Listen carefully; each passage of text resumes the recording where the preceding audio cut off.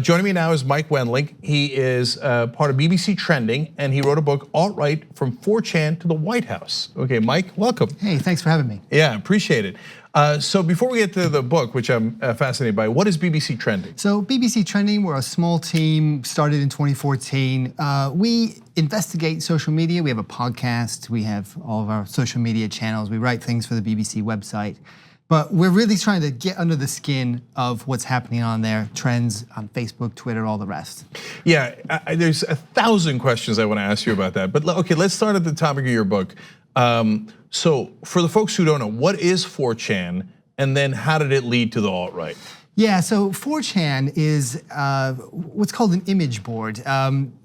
What happens is it's kind of an anarchic message board. It's very lightly moderated, and it became kind of the breeding ground and the gathering point and the rallying point for the alt-right. Now, it wasn't always the case that white nationalists came to 4chan, right? It's only in the past, say, 5 years or so. This is the place that sparked things like Anonymous, if you remember, the big sort of anonymous movements.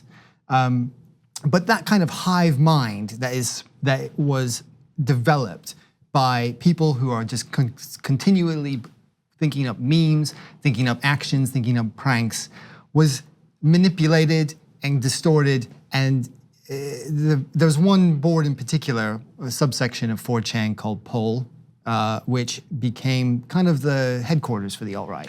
So let's break that down further, because so 4chan was neutral in the beginning, as you point out. I mean, neutral in that it was a platform. Am I saying that right? Yeah, I mean, it's a platform like any other, right? And there was a political and also a trolling element to it, right? I mean, these guys were always pranksters. But we definitely saw, particularly when you get into 2015, 2016, it taking a really right turn. Right, so Anonymous also came out of 4chan, as you just said. So whatever happened to Anonymous? Because we used to hear about them so much more than the alt-right. Yeah. Now the alt-right is dominant, and you almost never hear about Anonymous. I mean, I feel like that the energy of Anonymous, number one, the alt-right people completely have took over 4chan until after there was a lot of attention on it, which we can maybe talk about in a bit. But that kind of made Anonymous kind of dissipate. There's elements of Anonymous out there, right? I mean, the whole sort of philosophy of Anonymous was, sort of anarcho-libertarian, and some were more left and some were more right. But that movement sort of splintered. And then when the alt-right discovered 4chan, there was kind of no turning back. So do you think that it's, in a sense, almost the invisible hand of the market, that since the Uber right, if you will, is not served by the corporate media, they needed an outlet or any legitimate website, et cetera? Yeah. Because there are no legitimate websites going, maybe the Nazis, right? So it was it in a sense inevitable? I think and it's not sort of limited to 4chan, right? Because these guys are very effective across platforms, and some platforms have cracked down and some, have not. But if you look at Twitter, you look at Reddit in particular, if you look at Facebook, they were all using and continue to use these platforms. What it kind of shows you is not that they have one sort of particular home. It shows you that these platforms can be used in all sorts of ways, right? They're agnostic, and particularly when you get to the bigger ones, they are commercial businesses. I mean, 4chan is a business, not on the same scale as those. But there's a chain of events that goes from the memes and the pranks and the fake news starting on 4chan, going through Reddit and things like subreddit The Donald, to Twitter, Facebook, and then getting into the mainstream media. So many interesting things in there. How did the lulls turn into serious? Because it started as memes and pranks, and they were kidding, right? But then all of a sudden they weren't kidding. Right. So what happened there? Well, I mean, it was always there. And when going back to Anonymous, the political potential was always there, right? There was always this sense that you could get a bunch of people together. They could do a prank, or they could start a million mask march and descend on cities, right? So white nationalists, the KKK members, the people who hang out on sort of extreme websites like the Daily Stormer, saw the potential there. right? And they moved in, and then they started to sort of take that potential and use it to their own ends. And then how did they have success with it? And what does success mean? I suppose success means that, a lot of these kookier things just come out of the shadows, right? Richard Spencer, perhaps the most famous white nationalist in the United States, is not sort of speaking in like a hotel to a dozen people, but he's getting press all over the world. That is kind of what it looks like. Now, to get that, you don't only need an organizing platform or to be really good on Reddit or whatever, but you need a catalyst. And you need a catalyst to sort of spread your message beyond just that sort of corner of the internet, right? And that catalyst was essentially the candidacy and then presidency of Donald Trump. Well, I mean, if you're talking about lulls and trolling on the internet and pranks and scams, that pretty much defines the career of Donald J. Trump. And so he was almost a man ahead of his time, right? I mean, he was made for this movement. So, and that is fascinating. Then, and I know it's almost like a philosophical question, but would they have gotten another Donald Trump if Donald Trump didn't exist? Or was Donald Trump just got coincidentally just the right guy in this kind of atmosphere for it to take off? I mean, it was a perfect storm, right? Because it's, or a perfect stormer. Or yeah, that too. Because not only do you have the candidacy of Donald Trump, you have an increasing focus on race relations. You have Black Lives Matter happening. You have Gamergate, this massive misogynist trolling campaign that has a sort of a political veneer of, oh, we just want things to be fair in video game journalism. All this stuff comes down the pipe at the same time, right? Now, I don't know if there would be another Donald Trump if, Jeb Bush would have, knocked him off in the primary or whatever. I suppose that's, alternative history. It does seem laughable in hindsight, but right. Yeah. But, certainly you're right in terms of like, here's a guy who has some people behind him who actually know what social media is doing, how to maximize his Twitter impact. He was, in the words of people on 4chan, they said, we took a meme and we made him president. I think that there's a lot of truth to that. And so, look, Donald Trump, as I was alluding to earlier, trolled before we knew what trolling was, right? Oh, Rosie O'Donnell's a pig. And that gets press attention, right? And he does it over and over again. He constantly attacks people.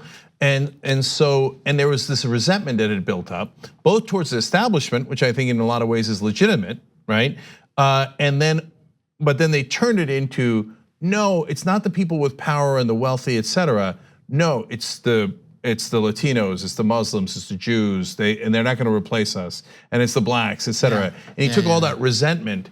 And it was, and look, I guess I'm partly answering my own question. I don't know on a presidential level that they would have succeeded without a guy just like Trump, but certainly that movement was ready, right? Yeah. And would have succeeded in some fashion. Because look, you have intellectual lightweights like Jordan Peterson, who has comical points of view like forced monogamy. Really, we're having a debate over forced monogamy? But people go, oh yeah, that's right, forced monogamy. We should make women have sex with us because they won't right now. Like, just calm down, they will later. Just you know what I'm saying? But like, there was a pent-up frustration that they seem to have taken advantage of. Right, and in times of political upheaval, there are always extremists lurking on the sidelines, ready to get in the game, right? And we see this not only in the United States, we see it in Europe, right?